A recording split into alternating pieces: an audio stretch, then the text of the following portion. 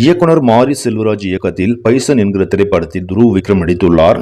இப்படத்தில் அனுபமா பரமேஸ்வரன் நாயகியாக நடித்திருக்கிறார். இப்படம் கபடி வீரரின் வாழ்க்கையை தழுவி எடுக்கப்பட்ட படமாகும். இந்த படத்தை ரஞ்சித் மற்றும் அப்ளாஸ் என்டர்டைன்மெண்ட் நிறுவனங்கள் இணைந்து தயாரிக்கின்றன. இப்படம் வரும் அக்டோபர் 17ஆம் தேதி வெளியாகிறது. இதற்கிடையே மாரி செல்வராஜ் இயக்கத்தில் நடிகர் தனுஷ் தனது 56வது படத்தில் நடிக்க உள்ளார். இந்த படத்தை வேல்ஸ் பிலிம்ஸ் இன்டர்நேஷனல் தயாரிக்கிறது. இப்படத்திற்கு ஏஆர் ரகுமான் இசையமைக்கிறார். சமீபத்தில் நடந்த நிகழ்ச்சியில் மாரி செல்வராஜ் படம் குறித்து சில தகவல்களை தெரிவித்திருக்கிறார். கர்ணன் படத்தின் போது இந்த படம் பற்றி பேசினோம். இப்போதுதான் அதற்கான நேரம் வந்துள்ளது. பைசன் படத்தை அடுத்து தனுஷை வைத்து இப்படத்தை இயக்க உள்ளேன். மிகப்பெரிய பொருட்செலவில் உருவாகும் திரைப்படம் இது. என்னுடைய திரைப்பயணத்தில் இப்படம் ஒரு மைல்கல்லாக இருக்கும் என்றும் கூறியிருக்கிறார். அது மட்டுமல்லாமல் நடிகர் தனுஷுக்கு இந்த படத்திற்கு பல விருதுகள் கிடைக்கும் என்றும் அவர் தெரிவித்திருக்கிறார். இதனால் ரசிகர்கள் தற்போது உற்சாகம் அடைந்திருக்கிறார்கள்.